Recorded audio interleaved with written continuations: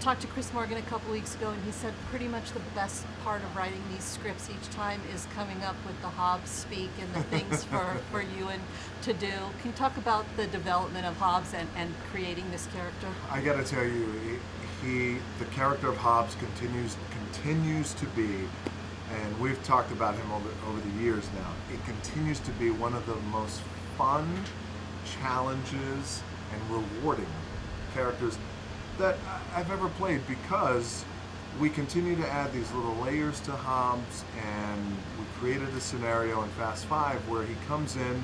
There's an independence that he has from the core crew on this side of the law.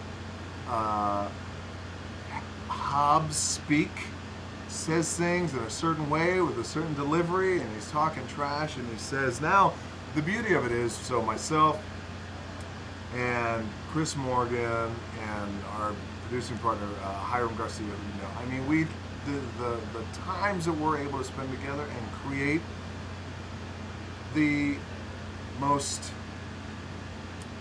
absurd shit to say.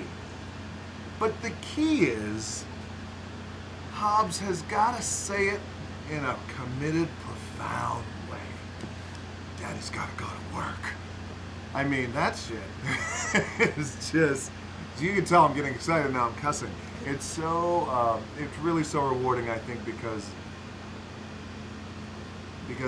I'm able to say it in a delivery that's very, I mean it, I say it like this, a little bit of gruff in the voice, but all the while the audience knows I am winking at them constantly, I'm having fun, and so it's been the best. It's been the best, and then to add the layer of Hobbs' little girl now in the movie is a lot of fun, and I think where we can go with that in the future, if we do come back and run again in this thing, have a great time.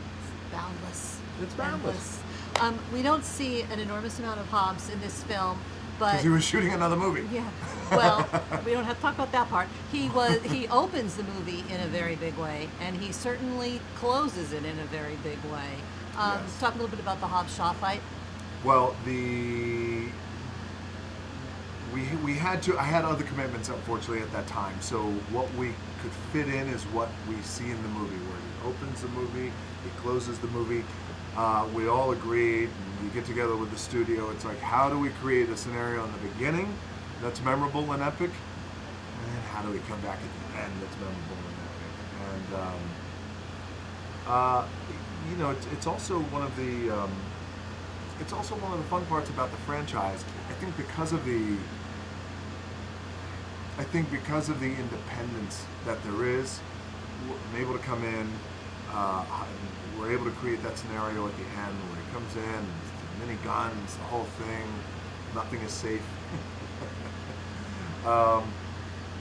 And it also sets us up nicely, I think, if we come back and play again for a Fast 8 and whatever else we're conjuring up, it sets us up nicely. Talk a little bit about working with Jason on that fight scene, because for any character to come in and actually be a physical threat to Hobbs is shocking enough. It was great. Jason brings a great level of weight to him, and Jason is one of the very few movie stars who is legit skilled at fighting, legit, and it was a really great breath of fresh air when he comes on our set, and we're able to put together this great fight scene and punctuate it with a rock bottom through the glass table, because you got to give the people what they want. Lisa, that's what you got to do it. I had a great time fighting with him, and he's great, and I give him a lot of credit, and I give James Wan a lot of credit, because it's a challenging. The franchise is challenging. It's like a crazy family that's challenging.